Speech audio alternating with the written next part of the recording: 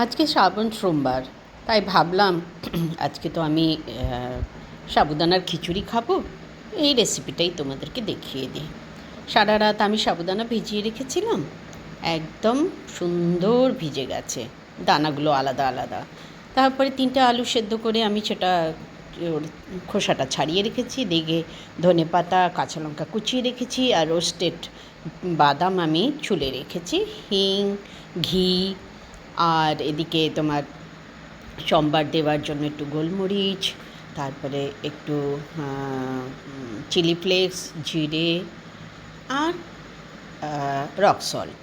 কেন কি আজকে আমি তেল বা নুন খাবো না, এই জন্য ঘি দিয়ে দিলাম কড়াইতে। তারপরে একটুখানি জিরে আর গোলমরিচ আর হিং ফোড়ন দিলাম। তারপরে কাঁচা লঙ্কা কুচিটা দিয়ে আলুগুলোকে আমি কুচিয়ে নিয়েছিলাম সেটা একটু ভাজা ভাজা করতে দিয়ে দিলাম।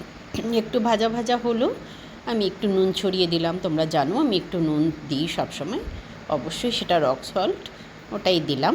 আর এদিকে সাবুদানাতে আমি চিলি ফ্লেক্স, একটু নুন, মানে ওই রক সল্ট আর চিনি ভালো করে মিক্স করে নিয়েছি।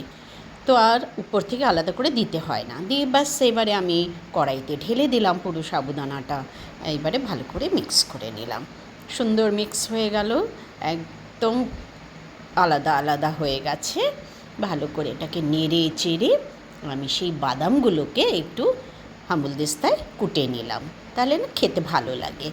গোটা গোটা আমার পছন্দ না অ্যাকচুয়ালি, সেই জন্য। তারপরে আমি ওটাকে ভালো করে মিক্স করে নিলাম, একদম সাবুদানার সাথে ওটা মিক্স হয়ে গেল।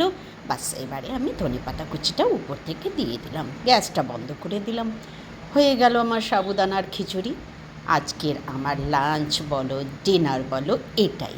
তো তোমাদের কেমন লাগলো বলো? নিশ্চয়ই ভালো লেগেছে। সবাই এরকম করেই বানাও, আমি জানি না, আমি তো এইভাবেই বানাই। তারপরে উপর দিয়ে একটা কাঁচা লঙ্কা নিয়ে নিলাম। তোমরা সবাই জানো এটা ছাড়া তো আমার চলে না। তো বাস এবারে গরম গরম আমি খেতে বসবো। দিকে চাও বানিয়ে নিয়েছি। তো সবাই আমাকে জানিও কেমন লাগলো তোমাদের, তোমরাও এইভাবে বানিয়ে খেও, আর আমার চ্যানেলটাকে সাবস্ক্রাইব করো।